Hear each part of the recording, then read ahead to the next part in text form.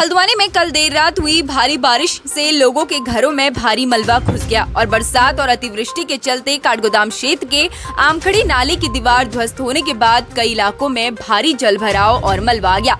इस मलबे की चपेट में कई वाहन आकर क्षतिग्रस्त हो गए और साथ ही लोगों के घरों के अंदर गंदा पानी और मलबा घुस गया।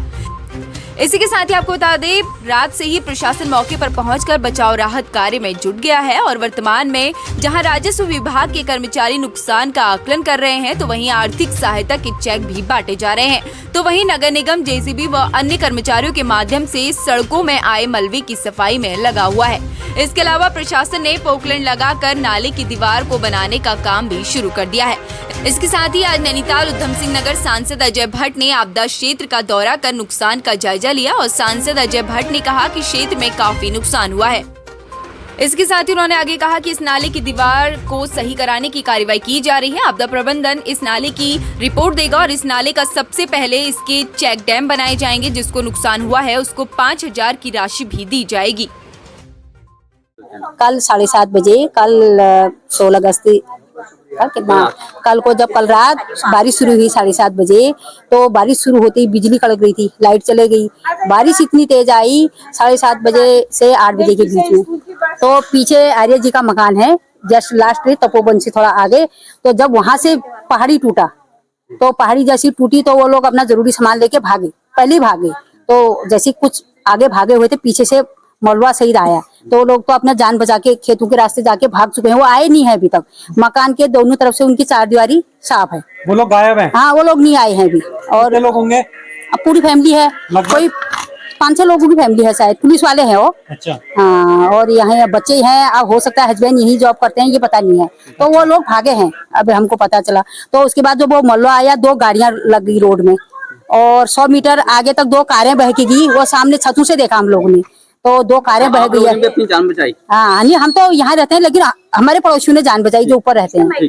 मायके वाले हैं ना, उनका शटर धसा है, अंदर को गया है और अंदर मलबा भरा है। बहुत हुआ, सब घरों में पानी घुस गया, सब जानमान, सब जानवर भी डूबे, सब बिस्तर खराब हो गया, सब बेड खराब हो गए। कितने बजे की घटना हुई? ये हुआ 7:30 बजे के टाइम, 7:30 से 8 बजे के टाइम का है। तो काफी खौफनाक मंजर था। बादल गड़क तड़क रहे थे, खूब बारिश आई थी, जोरदार हुआ था।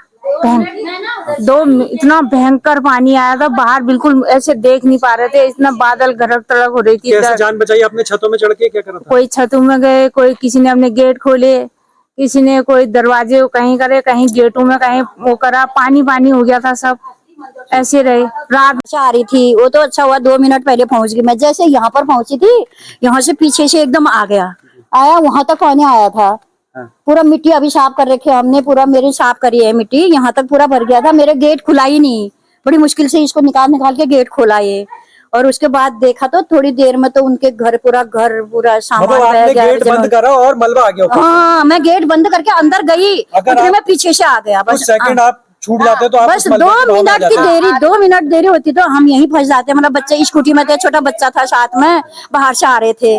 वो तो मतलब भगवान ने पता नहीं कैसे बचा लिया हमको। मैंने ऐसे काफी नुकसान हुआ है। ईश्वर की कृपा ये रही है कि कहीं पर कोई कैजुअलिटी नहीं हुई है, लेकिन जिस तरह से नुकसान हुआ है, गाड़ियां डूब गई, कारें डूब गई, स्कूटर डूब गए और मकान गाड़ियों ने बचा दिए। कुछ वो डूबी जरूर, लेकिन उन्होंने पानी के बहाव को फैला दिया। इतने बड़े बड़े बोल्डर, पत्थर जिनसे कहते हैं, वो आ गए हैं। तो वो अगर लोग बाग अपने घरों में होते, नजदीक में होते, या कोई पैदल चल रहा होता तो जीवन तो संकट में था ही था। इसके लिए अब हम इस नाले का डिसल्टिंग कराने के लिए कार्यवाही कर रहे हैं। पहले भी कहा था, लेकिन माननीय सर्वोच्च न्यायालय के कुछ आदेश ऐसे हैं जिसको जो कठिनाई पैदा कर रहे हैं, और वो मानने भी जरूरी है। अब उसमें आपदा प्रबंधन डिपार्टमेंट हमारा इसका पूरा अपनी तरफ से आकलन कर रहा है और अपनी रिपोर्ट देगा, जो राज्य सरकार के द्वारा भारत सरकार को आएगी, जिसमें 24-25 करोड़ रुपए का कम से कम खर्चा है। तो हम पहले इसके चेक डैम बनाएंगे ऊपर से, ऐसे जो पहले बनाए थे, ताकि सिल्ट और बड़े बोल्डर पत्थर वहीं रुक जाएं, पानी का फोर्स जो है इतना तेज ना आए जब कभी भविष्य में हो, और एक निश्चित अवधि के बीच उसकी सफाई भी होती रहनी चाहिए। तो इसके लिए हम पूरा प्रपोजल तैयार करवा रहे हैं। 20-25 करोड़ रुपए आ जाएगा और अगली साल से ये नौबत नहीं आएगी। जैसे रकसिया नाले का हम लोगों ने किया है उसमें भी 25-26 करोड़ रुपए करीब हमारा आ रहा है, ताकि उसका भी पक्का ट्रीटमेंट हो जाए। यही इसका परमानेंट इलाज भी हो सकता है। फिलहाल इनका जो नुकसान हुआ है बिल्कुल, उनको जिनका नुकसान है 5,000 रुपए अहेतुक राशि दी जा रही है। अहेतुक राशि जैसे घर में बिस्तरा डूब गया, बर्तन खराब हो गए, बह गए, राशन नहीं है खाने के लायक, तुरंत कुछ न कुछ किया जाए। और बाकी जो इतने बड़ा गाद भर गया, रास्ते बंद हो गए हैं, आने जाने में गाड़ियां डूब गई हैं, उसके लिए आपदा प्रबंधन विभाग, डिस्ट्रिक्ट एडमिनिस्ट्रेशन हमारा खुद पैसे देके सरकार लगाएगी, हम कर रहे हैं उसको। इस खबर को लेकर आपका क्या कुछ कहना है, कमेंट में जरूर बताएं। ऐसे ही अपने शहर हल्द्वानी की हर छोटी बड़ी खबर को देखने के लिए सब्सक्राइब करें सिटी न्यूज़ हल्द्वानी।